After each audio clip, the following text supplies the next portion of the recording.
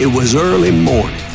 One of my friends was a local gunsmith, and he handed out firearms to anybody who'd take one.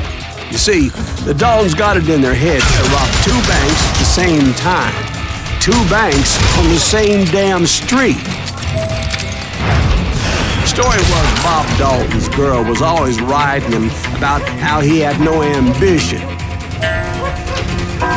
Well, the locals recognized the Daltons right off. Before they could get away, half the town took up arms to defend their property.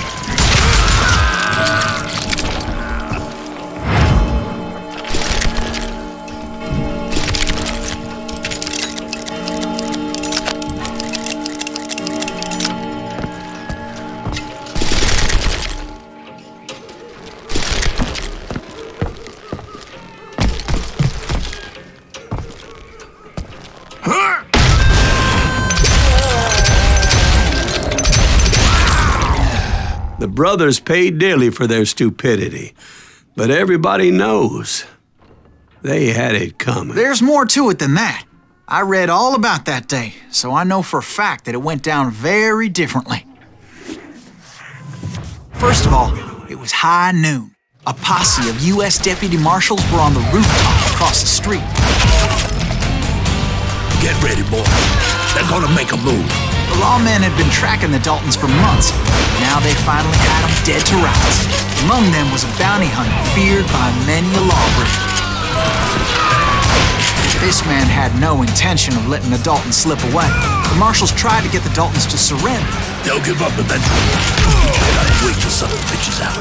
This bounty hunter knew that the brothers were far too proud to ever lay down their guns.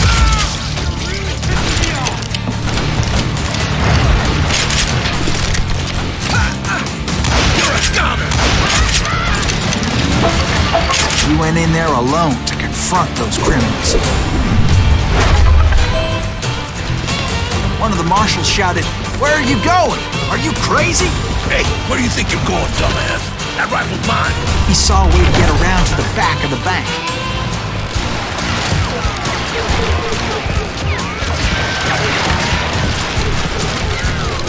Then he figured out how to hit the Daltons from a direction they weren't expecting.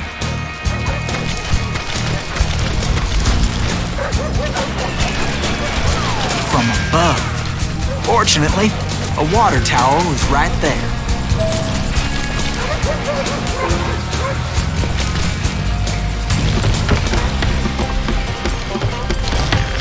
A moment later, he was climbing up a steep ladder, laughing at danger as he did.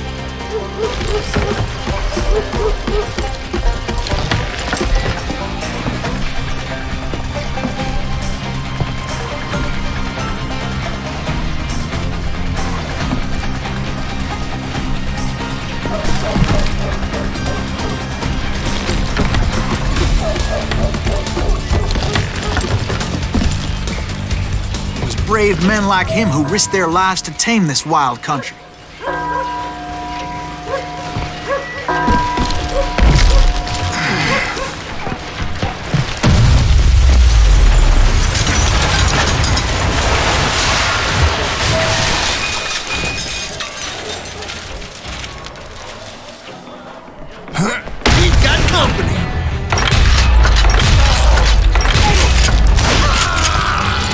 Heroic men like him, who did what other men couldn't or wouldn't to make this country free. Like Jim Bowie and Davy Crockett, who died defending the Alamo.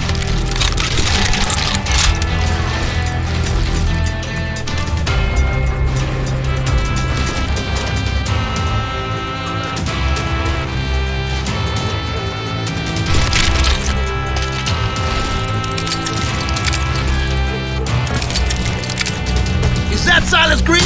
Son of a bitch!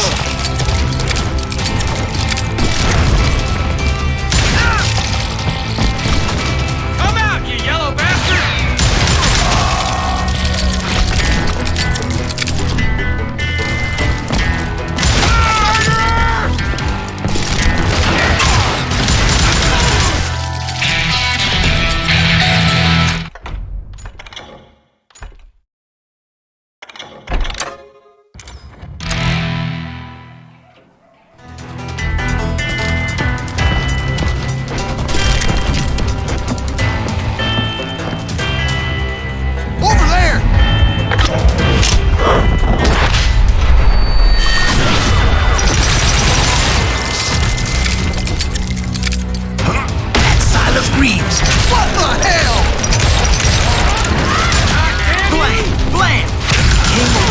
victorious, taking down those thieving Daltons.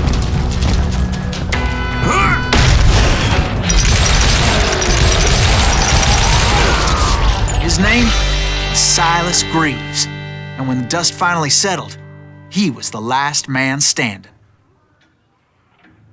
Sorry, kid, but that just wasn't the way it happened.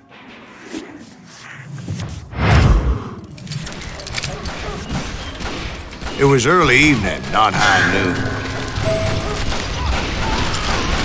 Catch him in the crowd. Daltons blew up a safe, and were all set to hightail it out of there. I was late to the party, and Coffeyville was already up in arms. Those pathetic deputies surrounding the bank were dropping like flies.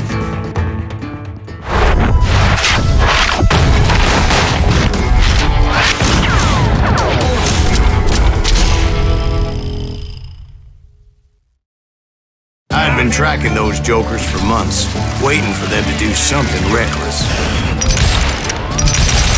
Finally, they did. Those stupid bastards decided to rob 2 banks at the same time in the same town where everybody knew them. They still had friends in Coffeyville. Waste your bullets. Go ahead.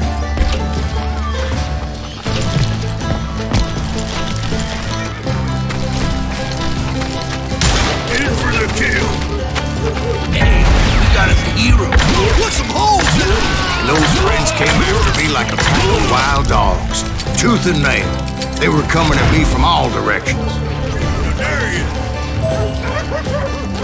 I caught sight of the Daltons running with the money and didn't want to lose them. Problem was, they knew the town better than I did. And to top it off, I found myself in the middle of another shootout entirely.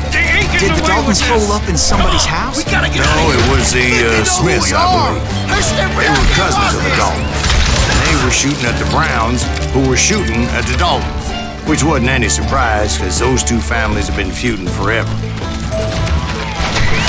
since the Joneses are related to the Browns, they shot at the Smiths, pissing off the Hoffers, whose daughter recently married a Smith.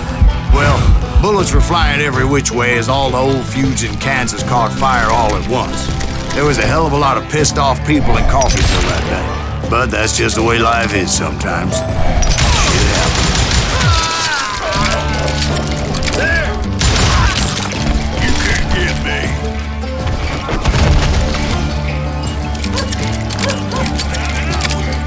The Dalton boys knew I would never give up. Those Daltons weren't the sharpest knives in the drawer, but they always stood together. They set a trap to slow me down and allow at least 2 of them to escape. The 3rd brother stayed behind to plant me, just in case that trap of theirs didn't work.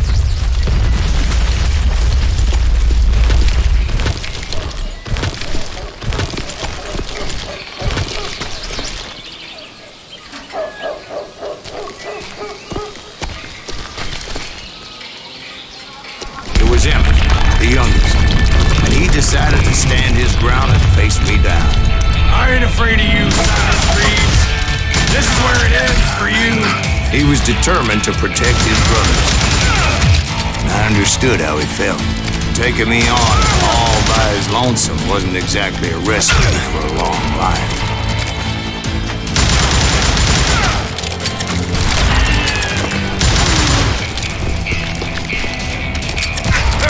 I'm gonna cut you in half.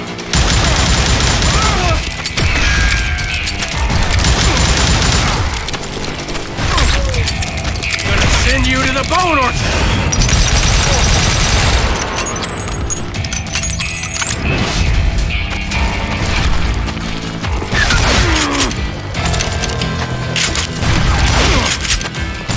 You are dead, raw dog.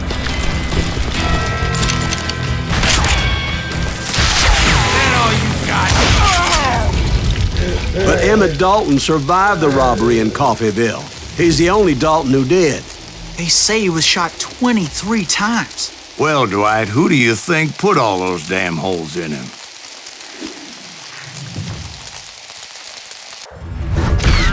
But I have to admit, that boy had grit.